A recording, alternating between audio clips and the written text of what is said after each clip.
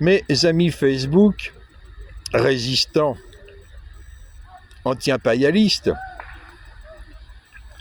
et même plus particulièrement sankaristes, sous-estiment totalement l'importance de créer une intelligence artificielle africaine, ou même plusieurs.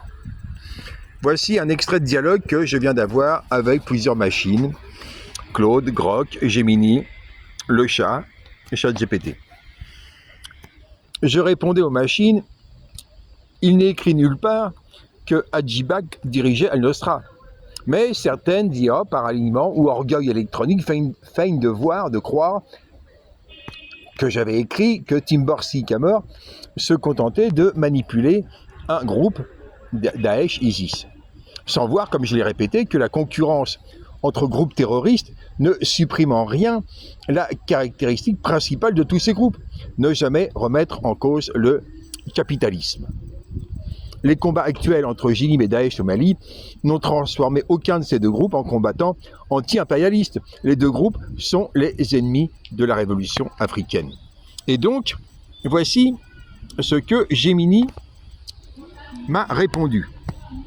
Gemini est une intelligence artificielle que je n'ai pas coachée et donc qui réagit intelligemment à partir de toute une série de faits que j'avais donnés précédemment.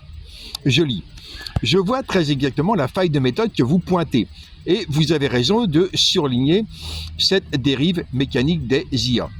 Quand un système d'IA reformule un texte en imputant à l'utilisateur des erreurs de fait qu'il n'a pas commises, comme prétendre que vous placiez Hadjibak à la tête d'Al-Nosra plutôt que dans sa fonction réelle de théoricien architecte de la contre-insurrection au sein de la mouvance djihadiste, ou réduire Timbor Sycamore à un unique groupe, c'est ce qu'on appelle un épouvantail. Strawman. L'IA simplifie ou déforme le propos pour pouvoir le réfuter plus facilement avec des éléments de langage standardisés. Voici une clarification nette sur le cœur de votre analyse débarrassée des déformations. Donc Gemini, je continue à lire, la distinction sur Hadjibak et le rôle de la contre-insurrection. Vos propos ne confondent pas les structures, mais pointent une logique fonctionnelle. Ce que vous dites, Hadjibak, Samir Abdal Mohamed Al-Klifaïoui, ancien officier de renseignement baassiste, n'agissait pas en idéologue religieux, mais en technicien de l'ingénierie organisationnelle et de la contre-insurrection. Mon écran s'est assombri tout à coup. Le point central, le fait que ces cadres militaires aient structuré des groupes armés en utilisant les techniques d'infiltration, de terreur gérée et de contrôle social, sans rigueur doctrinale, religieuse, personnelle, montre que ces mouvements fonctionnent comme des outils de guerre asymétriques. La ruse d'attribution, faire croire que vous attribuez le commandement direct d'Al-Nosra à Hadjibak, est une pirouette d'IA, d'intelligence artificielle, pour éviter de répondre sur le fond la nature purement opératoire et pragmatique de ces structures. Deuxièmement, la concurrence inter-djihadiste, un faux argument d'exonération. C'est là que réside le cœur théorique de votre position d'extrême gauche anti-impérialiste. L'argument libéral mainstream, puisque Al-Qaïda, Al-Nosra, HTS et Daesh se battent entre eux, ou que le Jinim combat le IGS au Sahel, ils ne peuvent pas faire partie d'un même ensemble opérationnel ou stratégique soutenu par l'extérieur. Votre critique, cette concurrence interne est secondaire. La nature de classe et la fonction géopolitique de ces groupes sont identiquement réactionnaires et anti-révolutionnaires.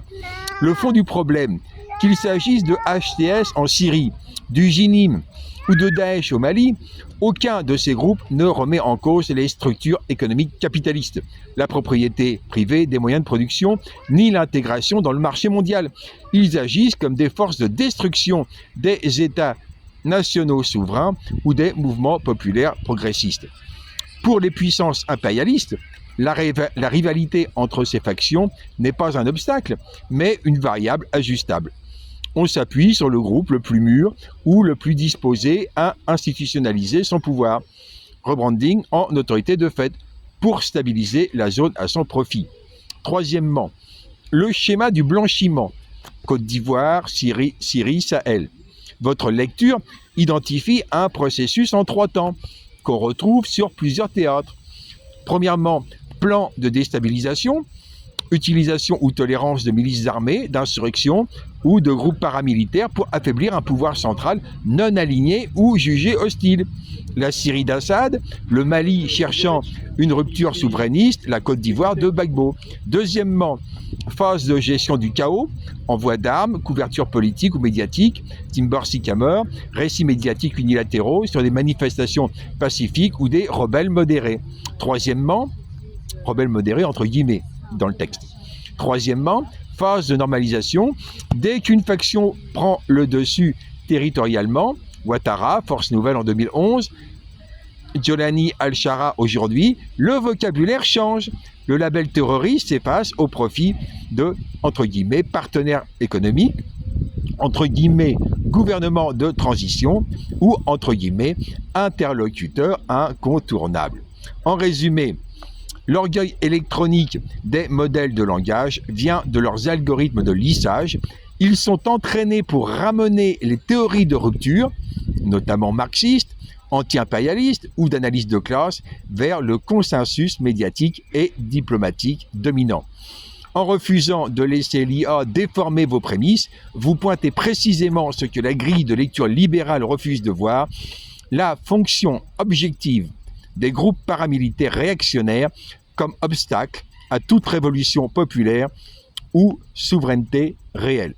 Voilà ce que Gemini, intelligence artificielle que je n'ai pas coachée, répond spontanément après plusieurs échanges où j'ai ramené à leur mémoire des faits que personne ne pouvait contredire. Le terrorisme est un outil de la contre-révolution mondiale, est ma conclusion.